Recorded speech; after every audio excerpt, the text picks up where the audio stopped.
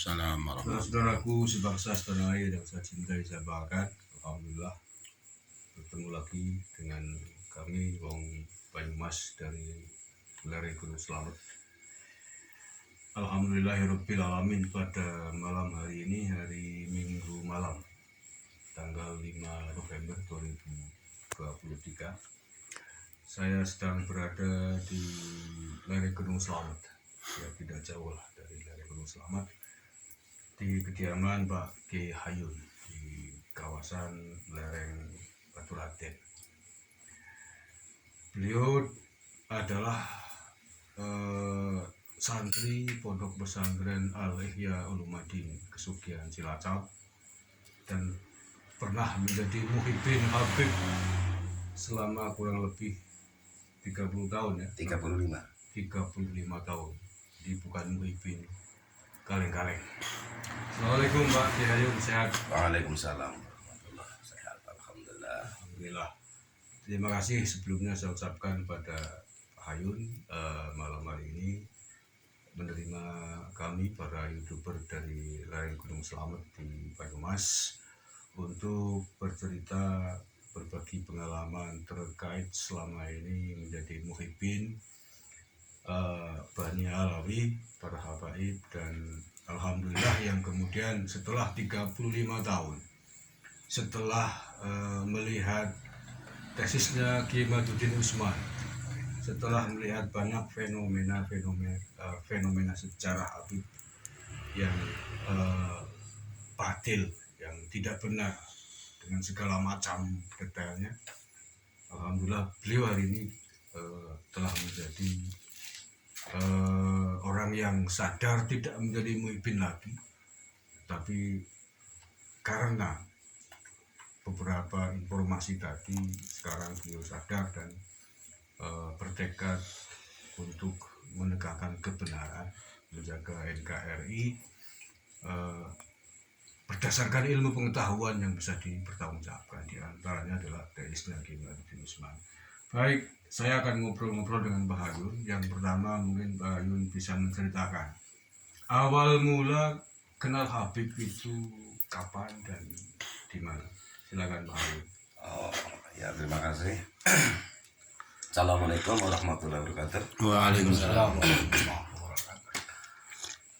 Pengalaman saya kenal dengan seorang Habib.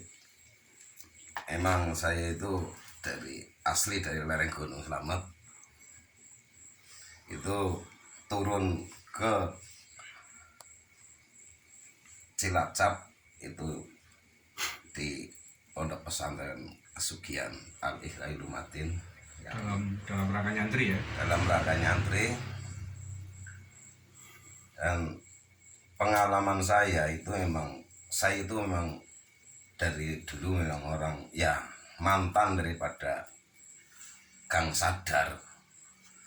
Dari tahun 80 itu saya sudah di tempat Gang Sadar sampai 87, 88 saya masuk Kesugihan. Nah, begitulah saya di Kesugihan. Itu awal di Kesugihan itu saya belum nggak tahu, kiai aja baru tahu di itu apalagi Habib. Gitu. Nah, waktu itu ada Habib masih anak-anak lah gitu, tapi sudah brengsek lah itunya, baunya gak bikin reseh lah. Nah, saya itu saya juga mantan dari Gang Sadar. Ya melihat seperti itu ya hati itu ingin tantang gelut. Tantang gelut gitu. Nah, tantang gelut, tapi ada temen akhirnya diklarifikasi, jangan ini Habib, nanti ini adalah turunnya Rasulullah, nanti kamu kewalahan. Nah, dari situlah saya mulai terdoktrin. Tahun 80-an. Tahun 88. 88. Iya, tahun 88 itu. Ya, disitulah awal saya kenal dengan Habib. Ya. Awal kenal Habib di Pondok Pesantren Al-Ihya Ulumuddin Kesugihan ya. Ya. Oke. Terus setelah itu bagaimana Ya, perjalanan perkenalannya dengan Habib? ya udah akhirnya akrab dengan Habib saya. Nah, waktu itu emang yang nyantri di Kesugihan itu banyak, termasuk Habib. Waktu itu. Sedekat apa hubungannya dengan para Habib ketika di pondok? Ya, seperti tetap saya muliakan orang. Begitu saya tahu tentang Habib itu, saya tetap memuliakan. Ya cium tangannya, ya apalagi disuruh gitu. Ya oke. Pokoknya apapun yang disuruh Habib laksanakan. Iya. Itu berapa tahun tadi di pondok? 8 tahun? 7. 7 tahun? Iya. Oke. Kemudian setelah selesai dari pondok pulang ke Batu Raden, berlanjut ya hubungan baik. Oh, itu lebih kental. Kita. Iya, lebih kental. Oke, bisa diceritakan. Ya sering Habib datang ke sini, ke tempat saya sini. Nah itu ya intinya, ya saya hormati, ya saya apakan saja, sering itu. Ya. Intinya akhirnya mencari uang lah.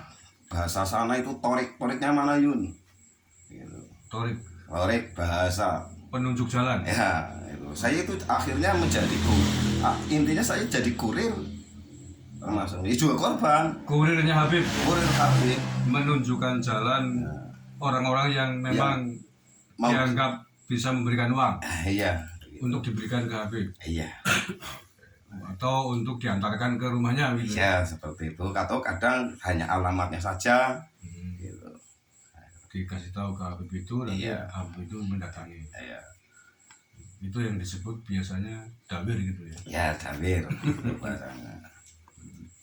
Terus ada pengalaman nggak selama itu berarti menjadi torik atau kurirnya Habib berapa lama itu berarti? Ya kurang lebih 25 tahun, 20-an tahun lah. 20-an tahun. Iya. Akrab dengan Habib. Iya, yang ya itu 35 kurangi 7 tahun berarti. Kan saya pulangnya. Iya. Itu. Ada pengalaman menarik nggak selama menjadi kurirnya Habib itu? Ya sebetulnya banyak. Ya, termasuk ya di antara salah satunya saya pernah dawir ke tempatnya seorang kiai, ya sekarang sudah almarhum sayangnya. Jangan disebutkan namanya. Iya.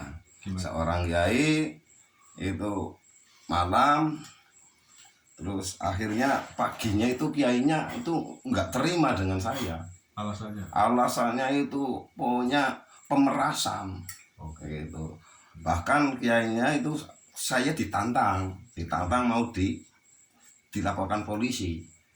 Nah dari situ saya tantang juga kiainya. Apalagi cuman penjara, cuman laporan polisi. Mati bela Habib sayun sanggup siap. Itu sampai cintanya saya sama Habib itu sampai situ. Saking muhibbinya. Iya.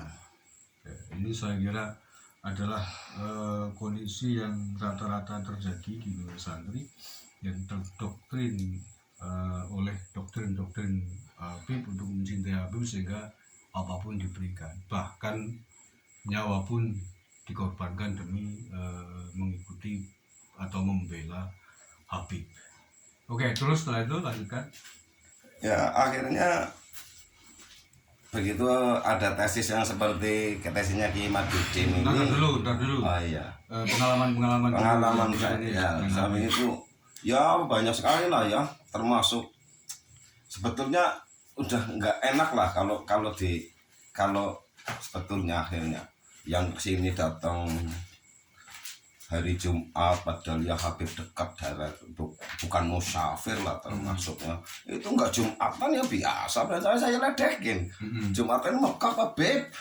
Nah, itu saya kasih ledek. Ada yang datang itu malah enggak subuhan ya biasa.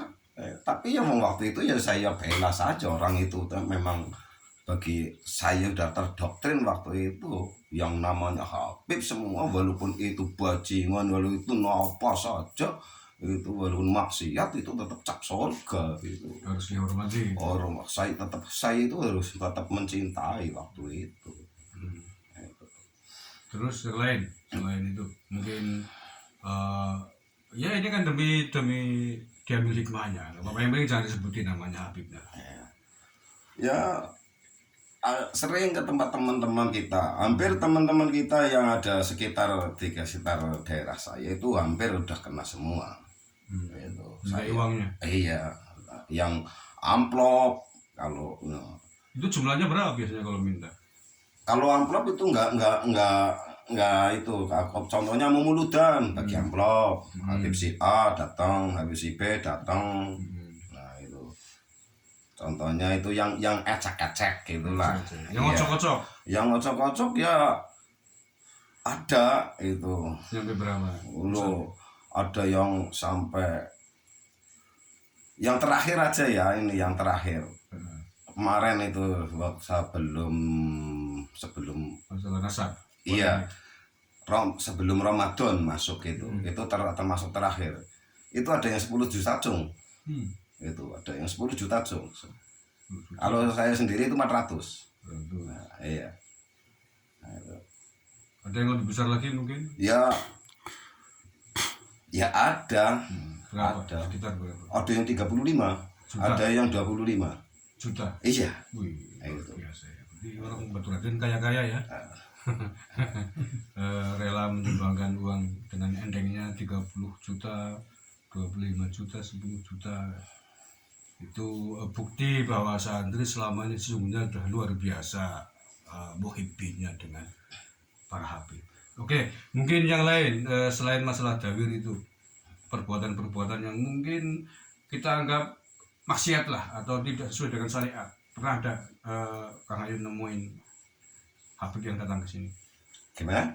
Yang perbuatan habib yang secara syariat itu melanggar, pernah nggak? Ya itu tadi secara itu ya yang di luar ibadah, enggak sholat itu ya, Jumat enggak Jumatan, subuh enggak subuhan gitu. Itu termasuk. Ada yang kesini bawa orang perempuan, ya ada Pak. Istrinya mungkin? Bukan.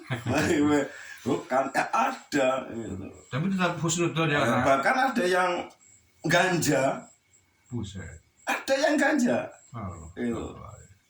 Ya kalau waktu itu ya itu kan ada teman tanya itu sedang majdub. Gitu. Bukan majdub. Apa istilahnya? Sedang gemblung ya. Iya. Itu. Karena ada teman dulu kok itu habibnya masih hidup sana. Kalau yang ganja itu cuma di sini. Kalau saya nggak tahu persis itu cuma kesini itu 2 kali. Bukan teman dulu gitu. Itu ya teman baru lah kemarin aja gitu. Tahunya ganja dari mana? Saya kan tahu. Paham. Dari aromanya, dari rupanya, itu lintingannya. Iya. Itu dan dia sudah sempoyongan. Gitu. Ya malum karena beliau penguasa Gang Sadar jadi paham lah dengan dunia begini. Baunya aja paham. Ibarat seorang montir mobil dengar suara aja udah kelihatan loh ini karburatornya kotor. Oh ini remnya kita maklumi itu. Oke, ada lagi yang mau diceritakan mungkin pengalaman buruk dengan Habib? Nah ya seperti apa sih Pak? Ya sebetulnya ya banyak sekali sebetulnya, tapi mau diperincikan ya hampir sama sebetulnya dengan yang di sana-sana itu hampir sama. Kalau yang terbaru kan ada kasus Habib selingkuh dengan istri orang, bermain wanita. Iya. Pernah, tadi udah disebutin ya. Iya. Yang lain enggak? Urusannya dengan perempuan. Oh yang urusan yang sering dan orang. Ya ada seorang Habib itu keluar dari hotel, nabrak tetangga saya. Itu ya termasuk. Ada nabrak tetangga saya, meninggal. Nah, akhirnya dia minta tolong kepada seorang kiai. Nah, seorang kiai menunjukkan disuruh membelain itu ada seorang santri yang suruh belain. Akhirnya ya dia Padahal meninggalnya itu meninggali anak yatim 2. Itu tanpa denda, tanpa penjara akhirnya. Itu ada ya. Oke, ini disclaimer dulu, ini bukan dalam rangka mencari-cari kejelekan, tapi ini dalam rangka menguatkan data, fakta bahwa tesisnya Kiai Madudin Usman bahwa mereka bukan zuriyah Nabi. Ini adalah data-data dan fakta-fakta yang menguatkan. Jadi ini semakin kuat bahwa kalau kita mengatakan mereka bukan zuriat Nabi, ini adalah data-data fakta-fakta yang mendukung. Jadi bukan karena dalam rangka mencari-cari kejelekan kita, karena ini zuriat Nabi, jangan kemudian dikotori oleh orang-orang yang mengaku sebagai zuriat Nabi, tapi tidak bisa membuktikan. Dan justru fakta-fakta bukti-bukti yang sebaliknya. Oke, kemudian hari ini kan Hayun kan sudah sadar. Itu awal mulanya bagaimana ceritanya meyakini bahwa mereka bukan zuriat Nabi? Ya karena pertama itu saya melihat itu di YouTube itu ada tes yang mengungkap itu Kiai Madudin itu. Jadi akhirnya saya itu pikir kok pas. Maksudnya kalau saya tentang nasab saya nggak menguasai, tentang sejarah saya nggak menguasai, tapi saya fakta di lapangan. Gitu. Saya masa kalau turunannya Rasulullah benar ya misal seperti ini. Nah itu saya lebih kuat. Gitu. Itu karena saya kuatnya itu dari situ. Karena di lapangannya, bukan karena ya diawali memang dari tesisnya Kiai Madudin dan sejarah. Tapi kan saya tentang ilmu nasab, kitab nasab saya enggak hanya taklid saja gitu. Tapi taklid saya ya udah punya kebetulan alhamdulillah ya sudah nyampe ke tempat Kiai Madudin sendiri dan langsung di sana alhamdulillah. Dan sejarah ya saya hanya sebatas melihat di YouTube itu saja. Saya memang bukan ahlinya. Ikut mempelajari lah ya, Iya. mendengarkan Saya pelajar saya. Nah itu lebih kuat saya. dan sekarang percaya ya bahwa mereka bukan zuriat Nabi. Oh saya 100%. 100% 100%. percaya bahwa Iya. mereka bukan. Karena hanya saya keyakinan dengan melihat faktanya. Makanya Iya. ya digabung berarti data fakta ditambah penelitian manuskripnya Kiai Madudin Usman dan kemudian ada cerita sejarah Iya. akhirnya 100% tidak percaya bahwa Tidak percaya kalau saya yakin. Saya yakin kalau zuriat Rasul betul, tidak mungkin akan maksiat yang seperti itu yang saya alami. Oke, yang terakhir Ayun, setelah percaya 100% bahwa mereka bukan zuriat Nabi, bukan zuriat Rasulullah SAW, sekarang Kang Ayun apa yang mau dilakukan? Ya saya selalu termasuk menggembor-gemborkan ini kepada teman-teman yang terutama saya minta maaf malah bahkan saya minta maaf dengan teman-teman yang saya dahili. Oke. Yang saya minta maaf itu yang pertama. Nah, itu. Yang kedua saya itu selalu ingin saya dulu mencarikan jalan ini ya sekarang ya saya mencari kebenaran. Itu. Beneran ya? Iya. Seandainya ini kan belum lama bulan puasa kemarin, bahkan mungkin setelahnya sering ada Habib kesini. Kalau sekarang ada Habib kesini apa yang akan kalian lakukan? Ya kalau habis ini saya hormati kalau dia mau kalau mau itu tamu ya saya hormati kalau tamu. Masalahnya di situ ya siapa yang mau menghormati tamu itulah orang yang beriman. Itu ajaran Islam ya. Iya. Sebatas menghormati. Menghormati. Tapi kalau sudah macam-macam mau tamu ya saya nggak. Ada haknya masing-masing. Iya. Tapi kalau seandainya kesini lagi Habib dan mengaku saya Ahlul Bait. Loh, saya tentang ini Beb, saya punya HP ini Beb, ini apa betul Beb. Oke. Nah itu Kalau perlu mungkin suruh tes DNA mungkin. Nah, malah saya ingin sekali kalau itu. Saya itu semoga para habib itu ya sadarlah, ayolah kita kembalikan Islamnya. Jangan mengaku gitu lah. Misalnya aku turunan Nabi. Iya, gitu. Jangan ngaku turunan Nabi. Dan ya wajar lah yang kalau mau cari uang ya bekerja lah gue atau berusaha, yang jangan berusaha dawir gitu. Karena yang didawiri belum tentu rezekinya atau uangnya kepenak kan ya. Nah, ya belum tentu. Ya kalau saya sendiri gitu loh Pak. Kadang-kadang ya memang saya jarang sekali, tapi kan toriknya utamanya. Iya. Penunjuk jalan. Iya, masa saya keluarnya uang sih nggak seberapa. Ayo, tapi saya mencarikan jalan. Ya. Oke, tapi tadi Pak Hayun sudah meminta maaf kepada katakanlah korban-korban yang sempat dijamin atas petunjuk jalannya. Mudah-mudahan dimaafkan. Baik Hayun, terima kasih sekali atas ceritanya yang saya kira sangat bermanfaat, akan menjadi hikmah bagi kita semuanya. Betapa orang NU apalagi santri dulu sangat muhibin kepada para habib.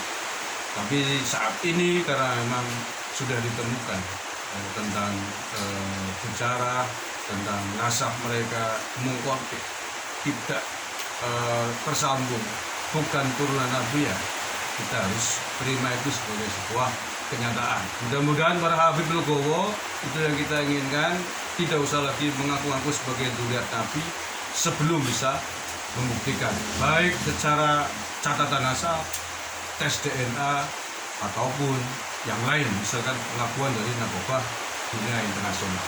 Sekian, terima kasih. Ada tambahan? Ada Pak. Oh, silakan. Ini saya ya bukan menghimbau, tapi ya dengan teman-teman, khususnya teman-teman Alif yang Lumadin, ya barangkali ini saya minta maaf, banyak kesalahan pada teman-teman yang pernah saya jalini, yang belum sempat saya silaturahim kepada teman-teman Alif ya saya minta maaf.